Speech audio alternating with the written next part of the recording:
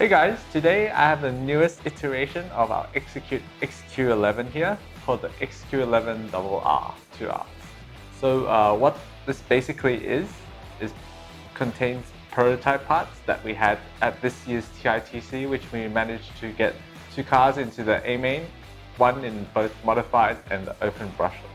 So we've been keep on testing parts that we used at TITC, and finally we've ended up with this XQ11RR that we'll be releasing to you guys. So some minor changes, minor but pretty major, as it changes the geometry of the suspension by quite a bit. So when you look at it from the top, it may look the same, similar to our XQ11R that we released before. We kept mostly black parts with some red sprinkled in just to break up the monotone of the black. The most big change from our XQ11R is the 1.5mm aluminum chassis that we've found during testing is the best between stability and steering. So compared to the normal 2mm aluminum chassis that we've been running, that was maybe a bit too stable. So changing to 1.5mm was the best compromise between stability and aggressiveness in the corner. But with these thinner chassis that have become the trend this past few months are these different screws that are required. Because of the thinner chassis, the different angle of the screw head is required, so we've included that as well to make things easier. So continuing with the new bits, so the geometry of the suspension arm has been changed. So the inner hole has been moved towards the chassis, and the steering block hole has been moved outside, towards more outside. So what this does, it gives you a longer suspension arm. So what this results in is a more stable and easy to drive car.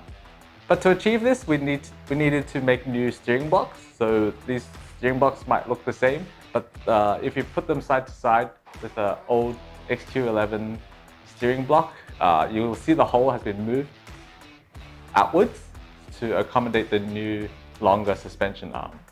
With that, you need to install the upper camberling mount on the steering block a little bit differently because of the moved out steering block hole in the bottom.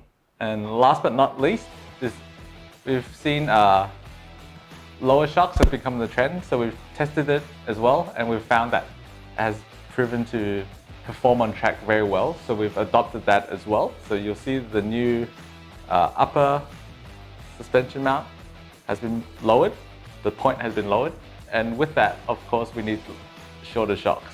But don't worry, even with the reduced length, we were able to keep using our old springs, so you don't have to buy new springs. And besides that, it's just keeping the same parts as the XQ11R, such as the spring-mounted battery mount and one-piece top deck with different flex options. And that's it. Thanks for joining me today with our new XQ11RR. Hope you enjoyed yours. We've been testing this for a very long time and we've found it to perform very well. See ya.